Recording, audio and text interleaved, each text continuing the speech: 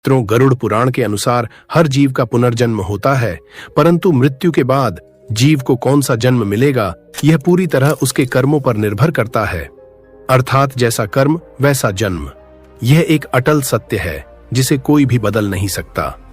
यही कारण है कि हर किसी के मन में एक गहरी जिज्ञासा उठती है, आखिर अगले जन्म में क्या हम फिर से मनुष्य बनेंगे या किसी पशु, पक्षी या कीड़े मकोड़ों की योनि में जन्म लेंगे? और यदि मनुष्य जन्म मिला तो क्या हम स्त्री के रूप में जन्म लेंगे या पुरुष के रूप में? इन सब के बीच सबसे बड़ा प्रश्न यही है, आखिर किन पापों के कारण जीव को कैसा जन्म प्राप्त होता है? परंतु एक सवाल मन को बार बार झकझोर देता है, अगर सच में अच्छे और बुरे कर्मों का फल मिलता है तो फिर जो लोग सच्चाई और धर्म के मार्ग पर चलते हैं उनके जीवन में ही बार बार दुख और कठिनाइयां क्यों आती हैं? और जो लोग जीवन भर पाप करते हैं, छल कपट करते हैं, वे अक्सर सुख, धन और आराम में क्यों दिखाई देते हैं? उन्हें कष्ट क्यों नहीं होता? क्या सच में जैसा कर्म वैसा फल का नियम काम करता है या इसके पीछे कोई ऐसा गहरा रहस्य छिपा है? तो मित्रों, आपसे विनम्र निवेदन है कि इस दिव्य यात्रा को अंत तक अवश्य देखें, क्योंकि जिन गहरे रहस्यों को आप जानने जा रहे हैं उन्हें बीच में छोड़ देना मानो स्वयं को अज्ञान के अंधकार में धकेलने जैसा होगा। आइए शुरुआत करते हैं ये अद्भुत यात्रा। वीडियो में की गई जानकारी बहुत ही ज्यादा रहस्य और चौंकाने वाली है, तो वीडियो के अंत तक बने रहे। आप एक छोटा सा काम कर सकते हैं, वीडियो को लाइक और चैनल को सब्सक्राइब करना बिल्कुल भी ना भूले। गरुड़ पुराण जो हिंदू धर्म का सबसे बड़ा ग्रंथ है, उसमें में एक अत्यंत गूढ़ सत्य का वर्णन मिलता है। मनुष्य इस पृथ्वी पर जो भी कर्म करता है उसे उसका फल अवश्य भोगना पड़ता है। प्रत्येक पाप की अपनी अलग सजा होती है जो समय आने पर अवश्य मिलती है। गरुड़ पुराण के अनुसार अच्छे कर्म करने वाला व्यक्ति मृत्यु के बाद स्वर्ग प्राप्त करता है, जबकि बुरे कर्म करने वाले को नरक के कष्ट झेलने पड़ते हैं। कई बार आत्मा अपने कर्मों के अनुसार विभिन्न योनियों में भी जन्म लेती है, कभी पशु, कभी पक्षी, कभी पेड़ पौधे, तो कभी विशेष परिस्थितियों में मनुष्य रूप में ही कष्ट भोगने के लिए। अब प्रश्न उठता है, क्या सच में पुनर्जन्म होता है? इसे एक सरल उदाहरण से समझते हैं। हम अक्सर देखते हैं कि कोई बच्चा जन्म से ही शारीरिक दोष के साथ पैदा होता है। कोई देख नहीं पाता, कोई चल नहीं पाता, तो कोई अन्य गंभीर कमी के साथ जन्म लेता है। कुछ बच्चे जन्म से ही असामान्य परिस्थितियों का सामना करते हैं। शास्त्रों के अनुसार यह पिछले जन्म के कर्मों का परिणाम होता है। गरुड़ पुराण में कहा गया है कि मनुष्य को अपने पूर्व जन्मों के कर्मों के आधार पर ही इस जीवन में सुख दुख मिलते हैं। जो कर्म अधूरे रह जाते हैं वही अगले जीवन में कष्ट बनकर सामने आते हैं। मित्रों, आइए इस गूढ़ प्रश्न को एक दिव्य कथा के माध्यम से समझते हैं। एक ऐसी कथा जिसे स्वयं भगवान श्री कृष्ण ने पक्षीराज गरुड़ को सुनाया था। एक समय आकाश मार्ग से विहार करते हुए गरुड़ देव भगवान श्री कृष्ण के दर्शन के लिए पहुंचे। उन्होंने श्रद्धा से प्रणाम किया, किंतु उनके मुख पर प्रसन्नता नहीं थी। आंखों में गहरी चिंता थी, मानो कोई प्रश्न उन्हें भीतर से विचलित कर रहा हो। प्रभु ने मुस्कुराकर कहा, हे गरुड़ देव, अपनी शंका निसंकोच कहो। तो आइए इसी दिव्य संवाद के माध्यम से जानें, आखिर कैसे हमारे द्वारा किए गए कर्म ही हमारे अगले जन्म का कारण बनते हैं। गरुड़ जी बोले, हे प्रभु, क्या मनुष्य को उसके कर्मों के अनुसार ही अगला जन्म मिलता है? यदि हाँ, तो उसे इस जीवन में कैसे कर्म करने चाहिए कि उसे श्रेष्ठ गति प्राप्त हो? फिर वे बोले, और एक शंका और है। कुछ क्षण रुककर उन्होंने अपनी दूसरी शंका भी प्रकट की, और हे नाथ, एक जिज्ञासा और है। क्या पति के साथ बैठकर भोजन करने वाली स्त्री को पाप लगता है या यह केवल एक भ्रम है? फिर उन्होंने गहराई से प्रश्न करते हुए कहा, हे प्रभु, कृपा करके यह भी बताइए कि किन किन पापों के कारण जीव को विभिन्न योनियों में जन्म लेना पड़ता है, जैसे कुत्ता, कीड़े मकोड़े या अन्य निम्न जीवन। और वह कौन से शुभ कर्म हैं जिनके कारण मनुष्य को पुनः मनुष्य जन्म या उससे भी श्रेष्ठ गति प्राप्त होती है? और कौन से कर्म उसे अधोगति की ओर ले जाते हैं? कृपया मेरा मार्गदर्शन करें। गरुड़ के इन गहरे प्रश्नों को सुनकर प्रभु के मुख पर दिव्य मुस्कान आ गई। वे बोले, हे गरुड़, तुमने केवल अपने लिए नहीं बल्कि संपूर्ण मानव जाति के लिए महत्वपूर्ण प्रश्न पूछा है। इसका उत्तर तुम्हें एक पवित्र कथा के माध्यम से मिलेगा, देवी सुदेवा की कथा, जिसमें कर्म और उसके फल का गहरा रहस्य छिपा है। प्रभु ने आगे कहा, जो भी इस कथा को श्रद्धा से सुनता और दूसरों तक पहुंचाता है वह अधोगति से बचता है और नरक के कष्टों से दूर रहता है। इसलिए इसे ध्यानपूर्वक सुनो। यह सुनकर गरुड़देव प्रसन्न हो उठे और बोले, हे प्रभु, मैं पूर्ण श्रद्धा के साथ इस कथा को सुनने के लिए तैयार हूं। कृपया मुझे यह दिव्य कथा सुनाएं। अब भगवान श्री कृष्ण कथा को आगे बढ़ाते हुए कहते हैं, हे गरुड़देव, प्राचीन काल की बात है। कौशल देश में महाराज इवाकू नामक एक महान और पराक्रमी राजा राज्य करते थे। वे केवल एक राजा ही नहीं बल्कि धर्म के सच्चे रक्षक थे, सत्यप्रिय, दयालु और अत्यंत गुणवान। उनका जीवन राजसुख भोगने के लिए नहीं बल्कि प्रजा के कल्याण और धर्म की स्थापना के लिए पूर्णतः समर्पित था। उनका विवाह काशी नरेश की परम सुशील और पतिव्रता पुत्री सुदेवा के साथ हुआ था। रानी सुदेवा भी अपने पति के समान ही गुणों से परिपूर्ण थीं। वे विनम्र, धर्मपरायण और अपने पति के प्रति पूर्णतः समर्पित थीं, मानो उनके जीवन का एकमात्र उद्देश्य सेवा और मर्यादा हो। महाराज इवाकू ने अपने जीवन में अनेक यज्ञ किए, असंख्य पुण्य कार्य संपन्न किए। उन्होंने देवालयों का निर्माण करवाया, सरोवर और कुएं खुदवाए, सुंदर उद्यान और वाटिकाएं बनवाई और सदा ही साधु संतों की सेवा में तत्पर रहते थे। उनके राज्य में सुख, शांति और समृद्धि का वास था। प्रजा निश्चिंत और प्रसन्न थी, किंतु उसी समृद्ध राज्य के निकट एक घना और भयावह वन भी था, जो धीरे धीरे भय का केंद्र बन चुका था। उस वन में एक विशालकाय और अत्यंत भयंकर सूअर अपने परिवार, अपनी पत्नी और बच्चों के साथ रहता था। उसका रूप इतना विकराल था कि जो भी उसे देखता भय से कांप उठता।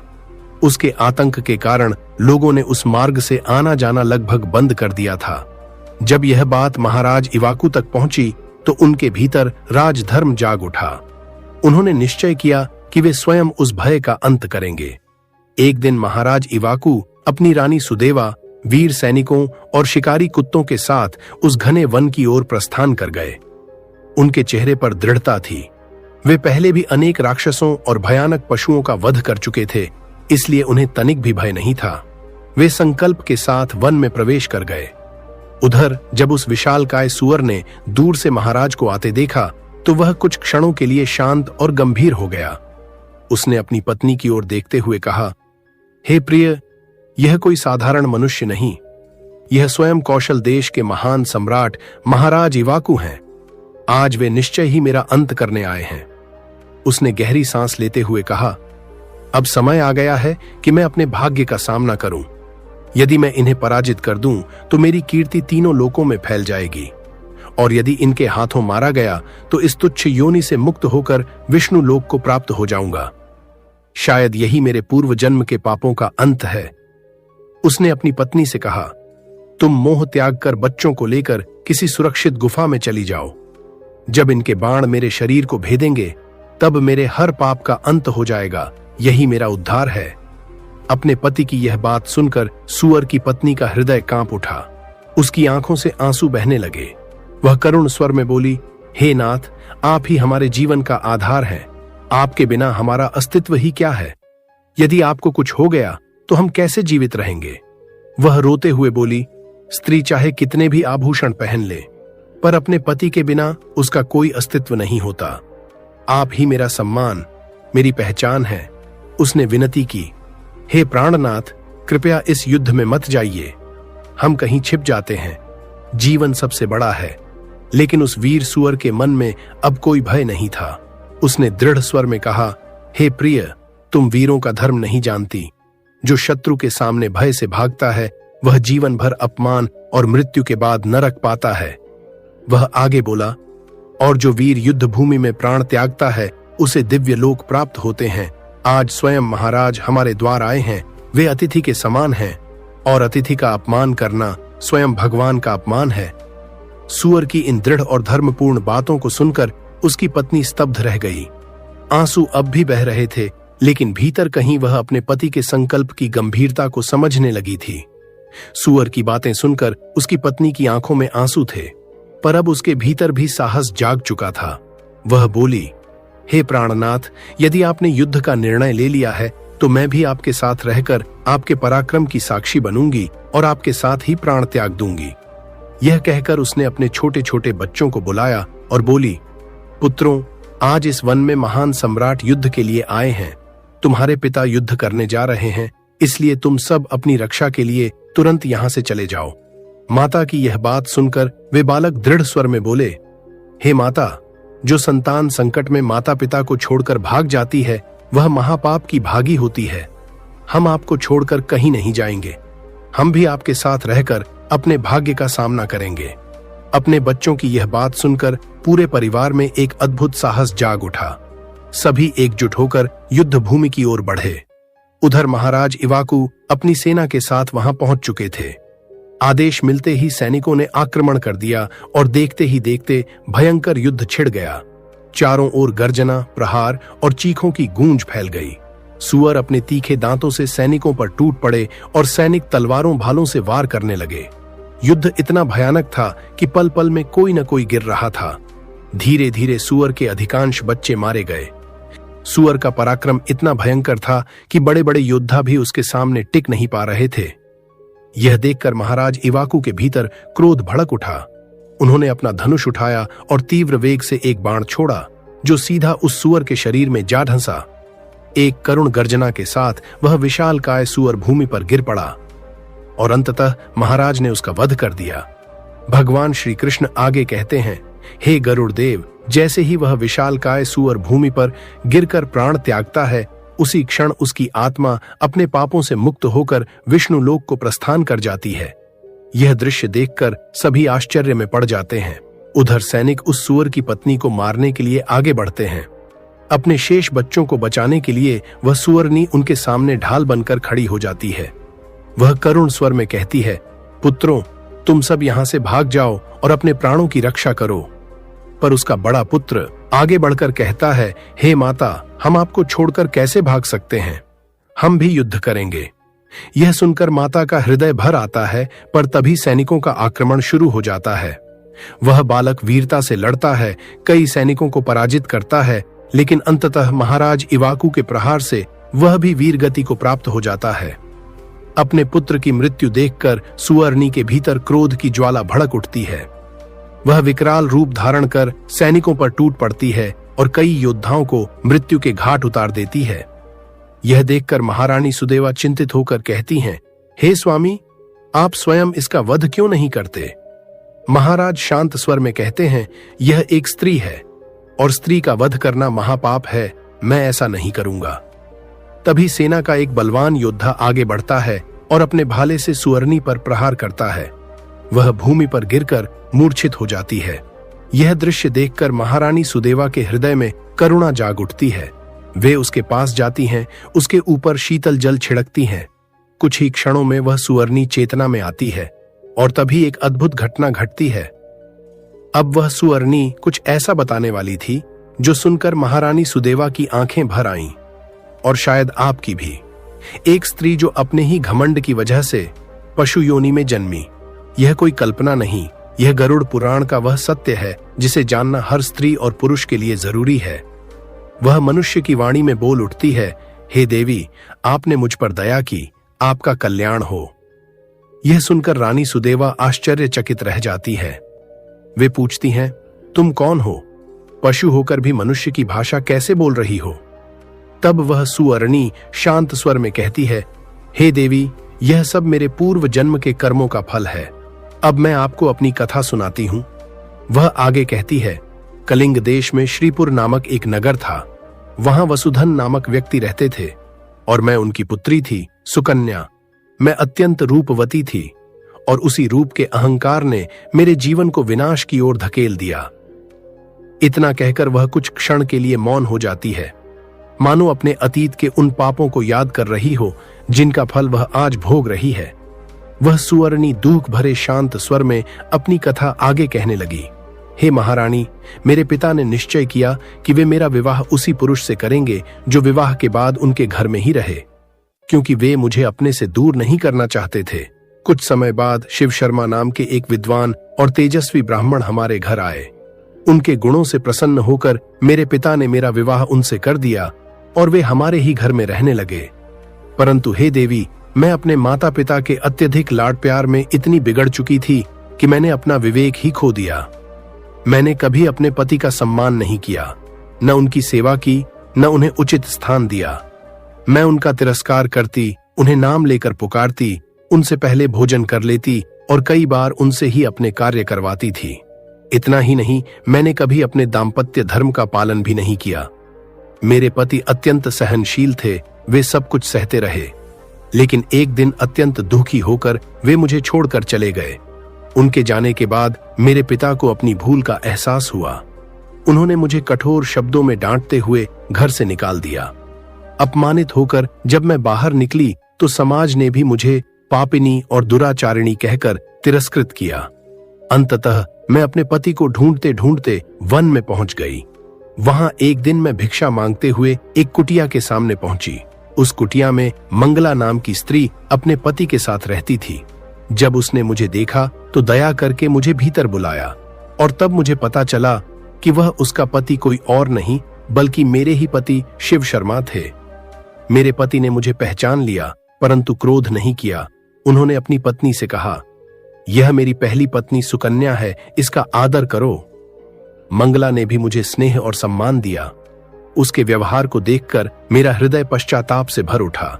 मैं सोचने लगी, एक ओर वह है जो अपने पति की सेवा करती है और दूसरी ओर मैं हूं जिसने अपने ही पति का अपमान किया। इसी पश्चाताप और ग्लानि में मेरा हृदय टूट गया और उसी क्षण मेरे प्राण निकल गए। मृत्यु के बाद यमराज के दूत मुझे बांधकर यमलोक ले गए। वहां मेरे पापों का लेखा जोखा हुआ और यमराज ने कठोर स्वर में कहा, इस स्त्री ने अपने पति का अपमान किया, अपने धर्म का पालन नहीं किया, इसे कठोर दंड दिया जाए। इसके बाद मुझे भयानक नरक यातनाएं दी गईं। अग्नि में जलना, तपते लोहे को सहना, हर क्षण असहनीय पीड़ा से भरा था। वर्षों तक मैंने अपने कर्मों का फल भोगा और अंततः जब मेरे पाप कुछ कम हुए तब मुझे पुनः जन्म मिला, पर इस बार सुअर की योनि में। यह कहते कहते उस सुअरनी की आंखों से आंसू बहने लगे और उसके हर शब्द में गहरा पश्चाताप झलक रहा था। वह सुअरनी हाथ जोड़कर करुण स्वर में बोली, हे महारानी, मैंने अपने पूर्व जन्म के सभी पापों का फल भोग लिया है। अब आप मुझ पर कृपा करें। आपके पास अपार पुण्य है, यदि आप उसका थोड़ा सा अंश मुझे दे दें तो मुझे इस योनि से मुक्ति मिल सकती है। उसकी यह विनती सुनकर महारानी सुदेवा का हृदय दया से भर उठा। वे महाराज इवाकू के पास जाकर बोली, हे स्वामी, यह अत्यंत दुख की है और अपने पापों का दंड भोग चुकी है। अब यह मुझसे उद्धार की प्रार्थना कर रही है, मुझे क्या करना चाहिए? महाराज शांत स्वर में बोले, हे प्रिय, इसके पापों का प्रायश्चित हो चुका है। अब तुम्हें अपने पुण्य से इसका उद्धार करना चाहिए, यही सच्चा धर्म है। महाराज की आज्ञा पाकर रानी सुदेवा उस सुअरनी के पास आईं और करुणा से बोली, मैं अपने 1 वर्ष के संचित पुण्य का फल तुम्हें अर्पित करती हूं, तुम्हें मुक्ति प्राप्त हो। जैसे ही यह वचन उनके मुख से निकला, उसी क्षण एक अद्भुत चमत्कार हुआ। सुअरनी का प्राण उसके शरीर से निकल गया और उसी क्षण उसके भीतर से एक दिव्य तेजस्वी स्त्री प्रकट हुई। उसका रूप प्रकाशमय था, मानो वर्षों के कष्टों के बाद उसे सच्ची शांति मिल गई हो। उसने कृतज्ञता से महाराज और महारानी को प्रणाम किया और देखते ही देखते वह आकाश की ओर उठती हुई विष्णु लोक की दिशा में विलीन हो गई। तब भगवान श्री कृष्ण बोले, हे गरुड़ देव, अब तुम समझ गए होंगे, मनुष्य जैसा कर्म करता है वैसा ही फल उसे अवश्य भोगना पड़ता है। कोई भी अपने कर्मों से बच नहीं सकता। गरुड़ देव ने श्रद्धा से सिर झुकाकर कहा, हे प्रभु, कथा से बहुत कुछ समझ आया, पर अभी भी मेरे मन में एक शंका शेष है। मनुष्य किन पापों के कारण किस प्रकार का जन्म पाता है? तब भगवान श्री कृष्ण गंभीर किंतु मधुर स्वर में बोले, हे गरुड़, यह संसार कर्मों का ही प्रतिबिंब है। यहाँ किया गया कोई भी कर्म व्यर्थ नहीं जाता। हर कर्म, चाहे सूक्ष्म हो या स्थूल, अपना फल अवश्य देता है। शास्त्रों में यह भी बताया गया है कि जब जीव माता के गर्भ में होता है तब उसे अपने पिछले जन्मों की बातें स्मरण रहती हैं। वह अपने पापों को याद कर पश्चाताप करता है और ईश्वर से प्रार्थना करता है कि इस बार वह अच्छे कर्म करेगा और धर्म के मार्ग पर चलेगा। लेकिन जैसे ही वह जन्म लेता है, उसकी वह स्मृति समाप्त हो जाती है और वह फिर से मोह माया में उलझकर संसार के भोग विलास में खो जाता है। माया के प्रभाव में मनुष्य भोग विलास, लोभ और अहंकार में फंसकर अपना वास्तविक उद्देश्य भूल जाता है। अज्ञानवश वह बार बार वही गलतियां दोहराता है और अंततः उसके कर्म ही उसके अगले जन्म का निर्धारण करते हैं। हे गरुड़ देव, अब मैं तुम्हें विस्तार से बताता हूं कि किन किन कर्मों के कारण जीव को कौन सा जन्म प्राप्त होता है। हे गरुड़ देव, अब इसे ध्यानपूर्वक सुनो। प्रभु आगे बोले, जो संतान अपने माता पिता का अनादर करती है, उन्हें कष्ट देती है, वह अगले जन्म में कछुए की जन्म प्राप्त करती है, जहां उसे लंबा, धीमा और बोझिल जीवन जीना पड़ता है, मानो अपने ही कर्मों का भार ढो रही हो। जो व्यक्ति अपने सच्चे मित्र का विश्वास तोड़ता है, उसका अपमान करता है, वह गधे के रूप में जन्म लेता है, जहां अपमान, श्रम और उपेक्षा ही उसका भाग्य बन जाते हैं। जो लोग कटु वचन बोलते हैं, दूसरों की निंदा करते हैं और अपने शब्दों से हृदय को चोट पहुंचाते हैं, वे कीड़े मकोड़ों की योनियों में गिरते हैं, जहां न सम्मान होता है, न स्वतंत्रता, केवल तुच्छता और संघर्ष होता है। वे बोले, जो मनुष्य छल कपट से धन अर्जित करता है, दूसरों का अधिकार छीनता है या उधार लेकर लौटाता नहीं, वह निम्न योनियों में जन्म लेता है और अभाव, अपमान तथा निर्भरता का जीवन भोगता है। जो धर्म का उपहास करता है, ईश्वर में श्रद्धा नहीं रखता और शास्त्रों का अपमान करता है, वह कुत्ते का जन्म लेता है, जहां उसे दूसरों के टुकड़ों पर जीवन बिताना पड़ता है और उसका अहंकार धीरे धीरे टूटता है। भगवान ने आगे कहा, चोरी करने वाला तोते के रूप में जन्म लेता है। जो व्यक्ति पराई स्त्री के साथ संबंध बनाता है, वह पहले नरक की कठोर यातनाएं सहता है और फिर अनेक योनियों, भेड़िया, कुत्ता, गिद्ध में भटकता हुआ अंततः कठिनाई से पुनः मनुष्य जन्म प्राप्त करता है। इसी प्रकार जो स्त्री अपने पति का अनादर करती है, अपने धर्म से विमुख हो जाती है, उसे भी अनेक नीच योनियों में जन्म लेकर अपने कर्मों का दंड भोगना पड़ता है। प्रभु की वाणी और गंभीर हो गई। जो व्यक्ति दूसरों को धोखा देता है, अपनी चतुराई से लोगों को ठगता है, वह पहले नरक में पीड़ा सहता है और फिर उल्लू के रूप में जन्म लेता है, जहां अंधकार और एकांत ही उसका जीवन बन जाता है। माना जाता है कि हमारे कंठ में मां सरस्वती का वास होता है। इसलिए जो लोग गाली गलौज करते हैं, कटु वचन बोलते हैं और दूसरों का अपमान करते हैं, उन्हें अगले जन्म में बकरे की योनि प्राप्त होती है। जो अपने बड़े भाई या गुरुजनों का अपमान करता है, वह पक्षी योनि में जन्म लेकर भटकता रहता है और वर्षों बाद ही उसे फिर से मनुष्य जीवन मिलता है। फिर प्रभु बोले, जो मनुष्य बिना आवश्यकता के हिंसा करता है, केवल स्वाद के लिए मांस का सेवन करता है और निर्दोष जीवों की पीड़ा को नहीं समझता, उसे अगले जन्मों में उसी प्रकार के कष्ट सहने पड़ते हैं। कभी वह स्वयं पशु बनकर वध का भय झेलता है, तो कभी रोग और पीड़ा से ग्रसित शरीर प्राप्त करता है, क्योंकि जो पीड़ा वह दूसरों को देता है, वही किसी न किसी रूप में उसके पास लौटकर अवश्य आती है। अंत में भगवान ने अत्यंत गूढ़ सत्य बताया, हे गरुड़, मनुष्य जन्म अत्यंत दुर्लभ है, यह सहज नहीं मिलता। असंख्य योनियों में भटकने, अनेक जन्मों के पुण्य संचय करने और जब जीव का हृदय कुछ हद तक शुद्ध हो जाता है, तब उसे मनुष्य शरीर प्राप्त होता है। जो दया करता है, सत्य का पालन करता है, माता पिता का सम्मान करता है, गुरु की आज्ञा मानता है और ईश्वर में श्रद्धा रखता है, वही जीव धीरे धीरे ऊंची गति को प्राप्त करता है और पुनः मनुष्य जन्म या उससे भी श्रेष्ठ अवस्था को प्राप्त होता है। अब मित्रों, एक प्रश्न जो शायद आपके मन में भी कभी न कभी अवश्य उठा होगा, यदि किसी पापी को नरक में उसके पापों की सजा मिल चुकी है, तो फिर अगले जन्म में भी उसे कष्ट क्यों सहने पड़ते हैं? यानी जब किसी जीव की मृत्यु होती है और उसे उसके कर्मों के अनुसार नरक में भेजा जाता है, जहां वह 28 से भी अधिक प्रकार की भयानक और कठोर यातनाएं सहता है, तो फिर अगले जन्म में भी उसे कष्ट क्यों सहने पड़ते हैं? क्यों उसे पुनः गरीबी, रोग, दुख या विकलांगता जैसी पीड़ाएं झेलनी पड़ती हैं? क्या भगवान एक ही अपराध की दोहरी सजा देते हैं? लेकिन ठहरिए, यह पूरी सच्चाई नहीं है। यह प्रश्न सुनने में साधारण लगता है, पर इसका उत्तर अत्यंत गहरा है, इतना गहरा कि इसे समझ लेने के बाद आप किसी के दुख को केवल दुर्भाग्य कहकर टाल नहीं पाएंगे। भगवान विष्णु ने स्वयं पक्षीराज गरुड़ को यह रहस्य समझाते हुए कहा, हे गरुड़, नरक केवल दंड का स्थान है, परंतु हर कर्म का पूर्ण अंत वहां नहीं होता। कुछ कर्म इतने गहरे होते हैं कि उनकी छाया नरक से भी आगे तक जाती है। फिर प्रभु ने समझाया कि नरक और पुनर्जन्म दो अलग अलग न्याय प्रणालियां हैं। नरक उस कर्म का तात्कालिक दंड देता है, परंतु यदि कर्म का प्रभाव गहरा है तो उसका शेष फल अगले जन्मों में भी भोगना पड़ता है। इसे ऐसे समझो, यदि किसी व्यक्ति पर भारी उधार हो और वह उसका केवल एक भाग चुका दे तो क्या पूरा उधार समाप्त हो जाता है? नहीं, शेष उधार किसी न किसी रूप में चुकाना ही पड़ता है। उसी प्रकार नरक में भोगी गई यातनाएं कर्म का एक हिस्सा समाप्त करती है, पर यदि कर्म का भार अधिक है तो उसका शेष भाग अगले जन्म में दुख, अभाव, रोग या कठिन परिस्थितियों के रूप में सामने आता है। यह दोहरी सजा नहीं बल्कि उसी सजा की शेष किश्त है। भगवान विष्णु ने आगे बताया कि कर्म केवल पाप और पुण्य तक सीमित नहीं होते, उनकी गहराई भी होती है। कुछ कर्म स्थूल होते हैं, जैसे हिंसा, चोरी, झूठ, इनका दंड नरक में भोगकर समाप्त हो जाता है। पर कुछ कर्म ऐसे होते हैं जो बार बार करने से स्वभाव बन जाते हैं।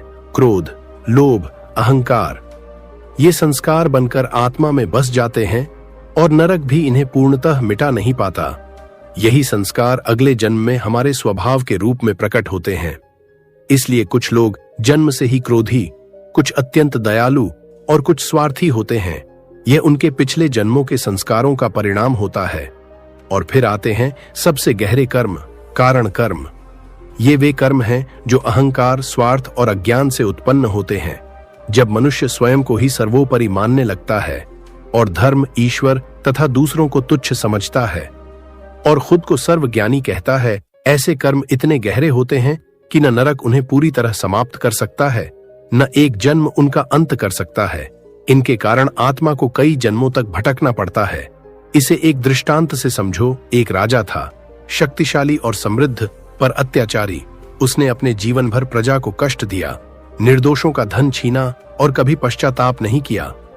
मृत्यु के बाद उसे नरक में कठोर दंड मिला, पर जब उसका लेखा पुनः देखा गया तो पाया गया कि उसके भीतर का अहंकार अभी भी शेष है। तब उसे पुनः जन्म लेना पड़ा, इस बार एक निर्धन और पीड़ित परिवार में, जहां उसे वही कष्ट सहने पड़े जो उसने दूसरों को दिए थे। और सबसे बड़ी बात, उसे यह भी स्मरण नहीं था कि वह यह सब क्यों भोग रहा है। यही कर्म फल का गूढ़ रहस्य है। हम भूल जाते हैं पर कर्म कभी नहीं भूलते। गरुड़ देव यह सब सुनकर गंभीर हो गए। तब भगवान विष्णु ने करुणा से भरे स्वर में कहा, हे गरुड़, यह व्यवस्था केवल दंड देने के लिए नहीं बल्कि आत्मा को शुद्ध करने के लिए है, और इसका एक मार्ग भी है, मुक्ति का मार्ग। प्रभु ने आगे बताया, स्थूल पापों से मुक्ति प्रायश्चित और दान से होती है। जिससे आपने अन्याय किया उसे क्षमा मांगो, जो लिया है उसे लौटाओ। संस्कारों से मुक्ति साधना सत्संग और अच्छे विचारों से होती है, क्योंकि स्वभाव बदलने के लिए भीतर परिवर्तन आवश्यक है। और सबसे गहरे कारण कर्मों से मुक्ति केवल ईश्वर की शरण में जाकर ही संभव है। जब अहंकार गलता है और मनुष्य यह स्वीकार करता है कि मैं नहीं, वही सब कुछ है। अंत में भगवान बोले, हे गरुड़, मनुष्य जन्म अत्यंत दुर्लभ है। यही वह अवसर है जहां जीव अपने कर्मों का हिसाब यहीं समाप्त कर सकता है। यदि वह जाग जाए तो इस जन्म में ही मुक्ति संभव है। मित्रों, यही इस ज्ञान का सार है। जब आप किसी को कष्ट में देखें तो उसे केवल दुर्भाग्य न समझें, और जब आप स्वयं कठिनाई में हों तो यह न सोचें कि यह अन्याय है। यह समझें कि शायद कोई पुराना हिसाब चुकता हो रहा है, और यदि हम आज से अपने कर्मों को सुधार लें तो यह चक्र यहीं समाप्त हो सकता है। अब वीडियो के सबसे महत्वपूर्ण और गूढ़ भाग में प्रवेश करने जा रहे हैं, इसलिए मित्रों यहां से ध्यान से सुनिए। अभी तक हम यही सुनते आए हैं कि जैसा कर्म करो वैसा फल मिलता है, परंतु क्या आपने कभी गौर किया है कि यह नियम हर किसी पर एक जैसा लागू होता हुआ नहीं दिखता? क्योंकि वास्तविकता कुछ और ही कहानी कहती है। हम देखते हैं कि जो लोग पाप करते हैं, दूसरों को कष्ट देते हैं, छल कपट करते हैं, वे अक्सर सुख, संपत्ति और ऐशो आराम से भरा जीवन जीते नजर आते हैं। उन्हें देखकर लगता है जैसे उनके जीवन में किसी भी प्रकार का दुख है ही नहीं। और दूसरी ओर जो व्यक्ति सत्य के मार्ग पर चलता है, ईमानदारी से जीवन जीता है, किसी का बुरा नहीं चाहता, उसी के जीवन में संघर्ष, दुख और परेशानियां बार बार क्यों आती हैं? तब मन में यह प्रश्न उठना स्वाभाविक है, क्या भगवान यह सब नहीं देखते? यदि देखते हैं तो तुरंत न्याय क्यों नहीं करते? मित्रों, ध्यान दीजिए, यही तो वह प्रश्न है जो हमने इस वीडियो की शुरुआत में उठाया था। और यही प्रश्न उस भक्त के मन में भी था। अब देखिए भगवान इसका उत्तर कैसे देते हैं, शब्दों से नहीं बल्कि उसे खुद अनुभव करवाकर। तो आइए अब इसी गहरे और रहस्यमयी प्रश्न का उत्तर एक दिव्य कथा के माध्यम से समझते हैं। किसी गांव में भगवान विष्णु का एक सुंदर मंदिर था। उस मंदिर की सेवा एक अत्यंत गरीब लेकिन भक्तिपूर्ण व्यक्ति करता था। वह प्रतिदिन मंदिर की सफाई करता, स्नान ध्यान करके भगवान की पूजा करता और जो कुछ भी भक्तों से दान में मिल जाता उसी से अपने परिवार का पालन पोषण करता था। वह सरल हृदय का था, परंतु जीवन की कठिनाइयों से परेशान होकर अक्सर भगवान की मूर्ति के सामने खड़ा होकर अपनी शिकायतें करता रहता था। एक दिन वह व्यथित होकर भगवान से कहने लगा, हे प्रभु, आपका जीवन कितना सरल है। आप तो बस एक स्थान पर खड़े रहते हैं, लोग आपके सामने प्रसाद चढ़ाते हैं, आपकी स्तुति करते हैं और आपको हर प्रकार के सुख मिलते हैं। और एक मैं हूं, दिन भर कठिन परिश्रम करता हूं, फिर भी 2 वक्त की रोटी के लिए संघर्ष करना पड़ता है। जो लोग पाप करते हैं, दूसरों को दुख देते हैं, वे सुख से जीवन जी रहे हैं। क्या यह सब आपको दिखाई नहीं देता? उसकी ये बातें सुनकर भगवान विष्णु प्रकट हो गए और मुस्कुराते हुए बोले, हे भक्त, तुम जो देख रहे हो वह पूरा सत्य नहीं है। दूर से हर जीवन आसान लगता है, परंतु वास्तविकता जानने पर ही उसका भार समझ में आता है। तुम मेरे जीवन को सरल समझते हो, परंतु यह उतना सरल नहीं है जितना तुम सोचते हो। मुझे इस सृष्टि का संतुलन बनाए रखना पड़ता है, किसके साथ क्या न्याय करना है, किसे कब फल देना है, यह सब सोच समझकर करना पड़ता है। भगवान ने आगे कहा, जैसे एक पिता अपने सभी बच्चों का ध्यान रखता है, चाहे वे अच्छे हों या बुरे, वैसे ही मुझे भी सभी जीवों का ध्यान रखना पड़ता है। जो पाप करता है उसका फल उसे अवश्य मिलता है, परंतु हर कर्म का परिणाम तुरंत नहीं दिया जाता। इसके लिए उचित समय, परिस्थिति और न्याय का संतुलन आवश्यक होता है। भक्त ने यह सुनकर भी संतोष नहीं किया और बोला, प्रभु, मुझे तो आपका कार्य फिर भी आसान ही लगता है। यदि मैं आपकी जगह होता तो मैं भी यह सब कर सकता था। इसमें कौन सी कठिन बात है? भगवान मुस्कुराए और बोले, हे पुत्र, यह कार्य जितना सरल दिखाई देता है उतना है नहीं। इसमें अत्यंत धैर्य और संतुलन की आवश्यकता होती है। मनुष्य थोड़े से सुख में अहंकार कर बैठता है और थोड़ा सा दुहक आते ही टूट जाता है। वह परिणाम आने तक प्रतीक्षा नहीं कर पाता। परंतु वह भक्त अपनी बात पर अड़ा रहा। उसने कहा, यदि ऐसा है तो आप मुझे एक दिन के लिए अपना कार्य करने का अवसर दीजिए, तब मैं समझ जाऊंगा कि यह कितना कठिन है। भगवान ने उसे बहुत समझाया, पर वह नहीं माना। अंततः भगवान ने कहा, ठीक है, मैं तुम्हें एक दिन के लिए अपनी जगह देता हूं, लेकिन तुम्हें मेरी कुछ शर्तों का पालन करना होगा। भक्त तुरंत तैयार हो गया और बोला, प्रभु, मैं आपकी हर शर्त मानने को तैयार हूं। तब भगवान ने कहा, सुनो, मंदिर में रोज अनेक लोग आएंगे, जिनमें अच्छे भी होंगे और बुरे भी, क्योंकि भगवान पर सबका अधिकार होता है। जैसे एक पिता अपने अच्छे बुरे सभी बच्चों को स्वीकार करता है, वैसे ही मुझे भी सभी को स्वीकार करना पड़ता है। परंतु ध्यान रखना, तुम किसी के कर्म का फल तुरंत नहीं दोगे, केवल देखोगे और धैर्य रखोगे। यहीं से उस भक्त की परीक्षा आरंभ होने वाली थी। भगवान ने उस भक्त से कहा, हे पुत्र, जब तुम मेरी जगह खड़े रहोगे तो तुम्हारे सामने अच्छे बुरे सभी प्रकार के लोग आएंगे। कोई तुम्हारी स्तुति करेगा तो कोई शिकायत भी करेगा।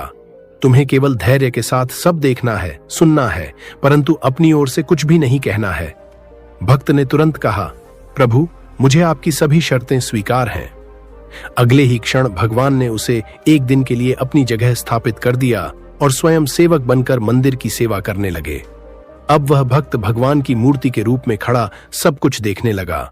कुछ ही समय में एक धनी व्यापारी मंदिर में आया। उसने हाथ जोड़कर प्रार्थना की, हे प्रभु, मैंने करोड़ों की लागत से एक बड़ी फैक्ट्री बनाई है, कृपा करके उसे सफल बना देना। इतना कहकर वह जल्दबाजी में चला गया, परंतु उसका पैसों से भरा बटुआ वहीं गिर गया। थोड़ी देर बाद एक अत्यंत गरीब व्यक्ति वहां आया। उसकी आंखों में चिंता थी। वह बोला, हे भगवान, मैं बहुत गरीब हूं, घर में मां बीमार है, इलाज के पैसे नहीं हैं। आज मेरी जेब में सिर्फ 10 रुपए हैं, इससे न घर चलेगा न दवा आएगी, कृपा करो प्रभु। इतना कहकर वह जाने लगा। तभी उसकी नजर उस बटुए पर पड़ी। उसने उसे उठाया, उसमें भरे पैसे देखे और भावुक होकर बोला, हे भगवान, आपने मेरी पुकार सुन ली। और वह धन्यवाद देकर चला गया। मूर्ति में खड़ा भक्त यह सब देख रहा था। उसके मन में आया कि वह उस गरीब को रोके, पर उसे भगवान की शर्त याद थी। उसे चुप रहना था। इसी बीच एक सैनिक मंदिर में आया। वह युद्ध पर जाने वाला था। उसने प्रार्थना की, हे प्रभु, मेरी रक्षा करना, मैं सकुशल लौट आऊं। वह अभी प्रार्थना कर ही रहा था कि वही व्यापारी पुलिस लेकर वहां पहुंचा और अपना बटुआ चोरी होने की शिकायत करने लगा। संदेह के आधार पर पुलिस ने उस सैनिक को पकड़ लिया। यह देखकर भक्त के भीतर उथल पुथल मच गई। वह जानता था कि सैनिक निर्दोष है, पर उसे चुप रहने का आदेश था। कुछ क्षण उसने स्वयं को रोका, पर अंततः वह सह न सका और बोल पड़ा, इसने चोरी नहीं की, बटुआ तो एक गरीब आदमी ले गया है। भगवान की मूर्ति से यह वाणी सुनकर सब चकित रह गए। पुलिस ने सैनिक को छोड़ दिया और उस गरीब को पकड़ लिया। बटुआ उससे छीन लिया गया। दिन समाप्त होने पर भगवान वापस आए। भक्त ने गर्व से सारी घटना सुनाई और कहा, प्रभु, आज मैंने एक निर्दोष को बचाकर न्याय किया। भगवान मुस्कुराए, पर उनकी वाणी गंभीर थी। वे बोले, हे पुत्र, तुमने न्याय नहीं, अन्याय किया है। जिस गरीब से तुमने बटुआ छिनवाया, उसी धन से उसकी बीमार मां का इलाज होना था, उसका परिवार बच सकता था। और वह व्यापारी, उसने यह धन अधर्म से कमाया था। यदि उसका थोड़ा धन किसी गरीब के काम आ जाता तो उसके पाप कुछ कम हो जाते। और जिस सैनिक को तुमने बचाया, वह युद्ध में जाने वाला था और उसकी बस एक छोटी सी गलती हजारों निर्दोष लोगों की जान जाएगी। तुम्हारे हस्तक्षेप ने एक बड़े विनाश को जन्म दिया है। यह सुनकर भक्त स्तब्ध रह गया। उसका गर्व चूर हो गया। वह बोला, प्रभु, मैं तो केवल वही देख पाया जो मेरी आंखों के सामने था, पर उसके पीछे छिपा सत्य नहीं देख सका। भगवान बोले, यही अंतर है तुम्हारे और मेरे बीच। मैं केवल वर्तमान नहीं देखता, बल्कि हर कर्म का भूत, वर्तमान और भविष्य देखता हूं। इसीलिए मेरा निर्णय देर से सही, पर पूर्ण न्यायपूर्ण होता है। भक्त ने सिर झुकाकर कहा, प्रभु, अब मैं समझ गया हूं। दुनिया को चलाना केवल आपके ही बस की बात है। हम अधूरी समझ के कारण ही आपको दोष देते हैं। मित्रों, इस कथा का सार यही है, जब जीवन में कुछ हमारी इच्छा के विरुद्ध होता है तो तुरंत निष्कर्ष नहीं निकालना चाहिए। हो सकता है उस घटना के पीछे कोई गहरी योजना छिपी हो जो आगे चलकर हमारे ही हित में हो। जैसे महाभारत में द्रौपदी ने जब तक अपने परिजनों पर भरोसा रखा तब तक सहायता नहीं मिली, परंतु जैसे ही उसने पूर्ण समर्पण के साथ भगवान को पुकारा, उसी क्षण उसकी रक्षा हुई। इसलिए समझदारी इसी में है कि हम धैर्य रखें, अपने कर्मों को सुधारें और विश्वास रखें। भगवान जो करते हैं वह अंततः हमारे कल्याण के लिए ही करते हैं। मित्रों, अब तक हमने जाना कि हमारे कर्म ही हमारे भविष्य और अगले जन्म का निर्धारण करते हैं। पर क्या आपने कभी सोचा है, क्या कोई ऐसा उपाय भी है जिससे हमारे किए हुए पाप नष्ट हो सके? क्या इंसान अपने पुराने कर्मों का भार हल्का कर सकता है? क्या कोई ऐसा मार्ग है जिससे हम इस कर्मों के बंधन से मुक्त हो सकें? सबसे पहला मार्ग है प्रायश्चित। जब मनुष्य सच्चे मन से अपनी गलती स्वीकार करता है और जिनसे उसने कष्ट दिया है उनसे क्षमा मांगता है, तभी उसके भीतर परिवर्तन शुरू होता है और कर्मों का बोझ हल्का होने लगता है। दूसरा मार्ग है दान और सेवा। जो कुछ हमारे पास है वह केवल हमारा नहीं बल्कि ईश्वर की देन है। जब हम उसमें से थोड़ा सा भी दूसरों के लिए समर्पित करते हैं तो वह केवल बाहर नहीं जाता बल्कि हमारे कर्मों के खजाने में संचित हो जाता है। दान केवल धन का नहीं होता। कभी किसी के लिए समय देना, किसी दुखी के चेहरे पर मुस्कान लाना या किसी असहाय के प्रति करुणा दिखाना, ये सब भी उतने ही महान दान हैं। सेवा से न केवल दूसरों का जीवन संवरता है बल्कि हमारी आत्मा भी निर्मल और प्रकाशमय बनती है। तीसरा मार्ग है तपस्या। लेकिन तपस्या का अर्थ केवल जंगलों में जाकर ध्यान करना नहीं है। सच्ची तपस्या तो अपने स्वभाव को बदलना है। जो व्यक्ति कटु वचन बोलता था वह मधुरता सीख ले, यही तप है। जो क्रोध में आकर दूसरों को आहत करता था वह क्षमा को अपना ले, यही तपस्या है। अपनी इंद्रियों पर संयम रखना, अपने व्यवहार को सुधारना, यही वह अग्नि है जिसमें हमारे दोष जलकर समाप्त हो जाते हैं। चौथा मार्ग है नाम जप, जो अत्यंत गूढ़ मार्ग है। सबसे सरल होते हुए भी सबसे शक्तिशाली साधन माना गया है। जब मनुष्य हर परिस्थिति में भगवान का स्मरण करता है तो धीरे धीरे उसका मन शुद्ध होने लगता है। शास्त्रों में कहा गया है कि मृत्यु के अंतिम क्षण में भी यदि किसी के मुख से ईश्वर का नाम निकल जाए तो उसके लिए मुक्ति का द्वार खुल जाता है। नाम जप वह डोर है जो हमें संसार की उलझनों से निकालकर परम शांति से जोड़ देती है। तो श्रोतागण, आपने देखा वीडियो की शुरुआत में जो प्रश्न हमने उठाया था कि आखिर अच्छे लोगों को ही दुख क्यों सहना पड़ता है और पाप करने वाले लोग सुखी क्यों दिखाई देते हैं, उसका उत्तर अब इन तीनों कथाओं के माध्यम से हमारे सामने पूर्ण रूप में प्रकट हो जाता है। मित्रों, यह जो विषय हमने आज आपके सामने रखा है, कर्म, फल और पुनर्जन्म का रहस्य, यह केवल एक कथा नहीं बल्कि जीवन को समझने की कुंजी है। यदि आप इस कथा का अगला भाग पार्ट 2 देखना चाहते हैं तो कमेंट में जरूर लिखें पार्ट 2, क्योंकि यह कथा अभी अधूरी है। आगे इसमें और भी गहरे रहस्य छिपे हैं। वीडियो को लाइक करना, चैनल को सब्सक्राइब करना बिल्कुल भी न भूलें, ताकि जिसे पार्ट 2 डाले आप तक पहुंच जाएगा। इस चैनल पर आपको ऐसे ही दिव्य ज्ञान, पुराणों, शास्त्रों और जीवन के रहस्यों से जुड़ी कथाएं मिलती रहेंगी।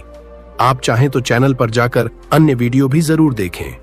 इस दिव्य कथा को हर घर तक पहुंचाएं ताकि कोई भी इस ज्ञान से वंचित न रह जाए। तो दोस्तों, कमेंट करके जरूर बताएं, क्या आप इस दिव्य कथा का अगला भाग देखना चाहते हैं? जय श्री कृष्ण।